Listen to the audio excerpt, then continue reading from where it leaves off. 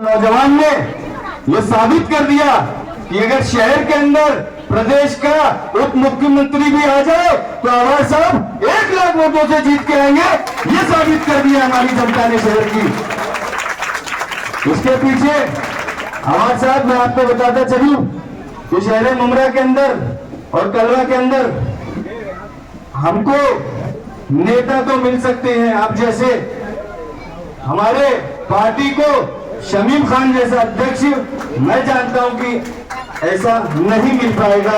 जिस तरीके से शमीम भाई ने हर कार्यकर्ता को, हर लोगों को, हर सदस्य को, चाहे वो नाराज क्यों ना हो, चाहे वो खुश क्यों ना हो, सबको मिलाने का काम आज जो किया है उसका नाम शमीम खान है।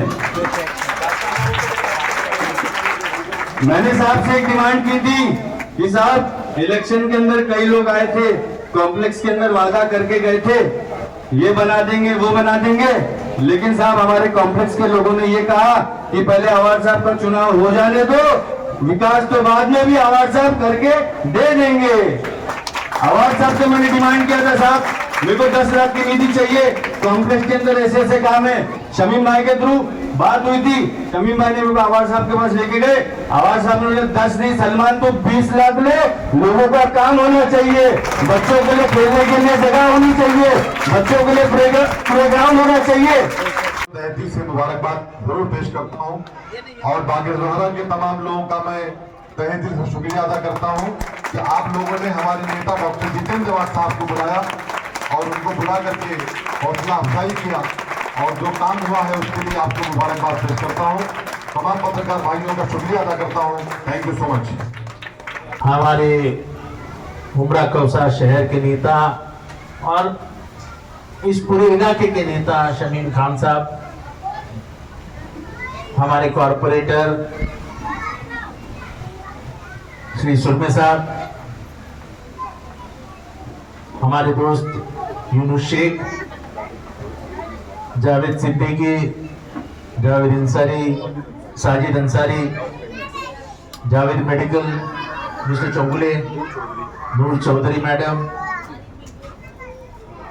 रफी मुल्ला और जितने भी हमारे साथ आए हैं हमारे दोस्त कमर जहां मुलानी और बागी जहरा के सभी मेरे भाई और बहनों,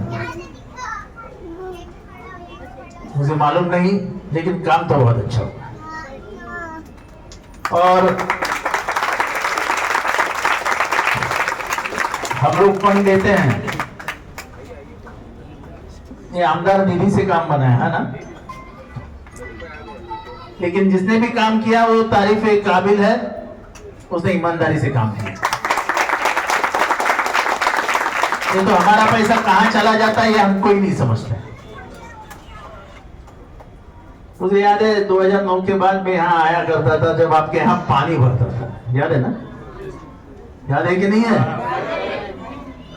वो मेरा पहला काम था यहाँ पे, जब यहाँ पानी भरने से अपन ने उसको रोक दिया था, ये नाले में हमने कुछ किया था तभी, फिर ब्लॉक लगाए थे, जो भी कुछ हुआ था।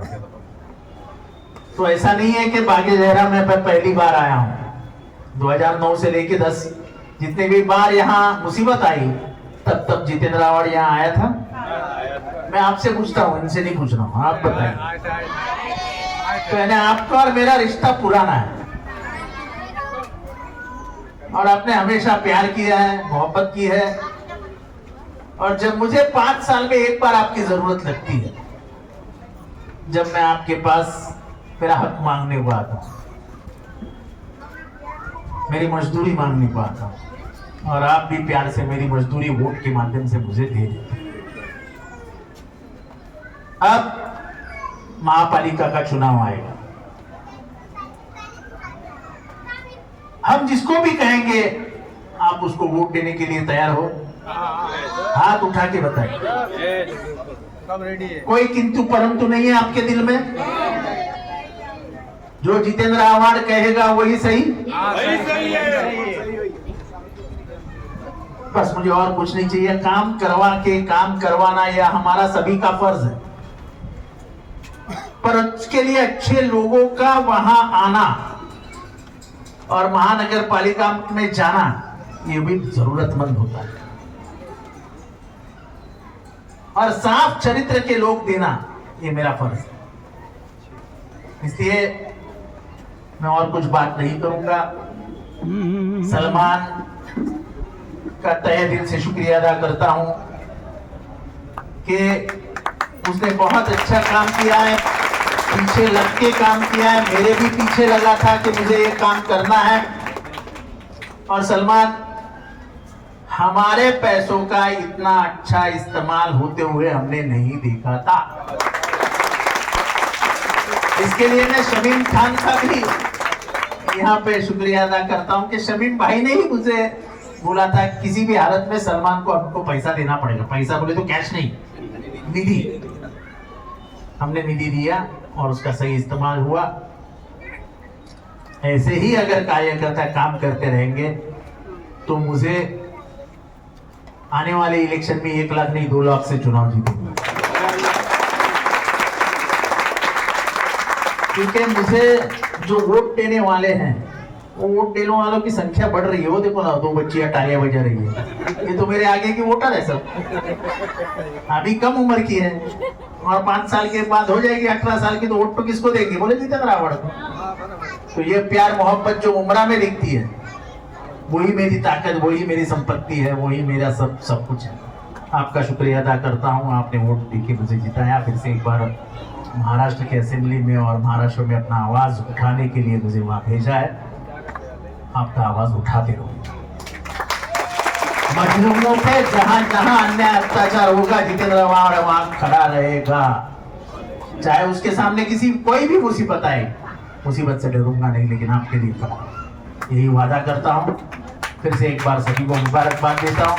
मेरे साथ आए हुए जिन्होंने इस काम में ध्यान दिया उनको मुबारकबाद देता हूं, उनको भी धन्यवाद कहता हूं और आपसे इजाजत लेता हूं। खुदा हाफिज।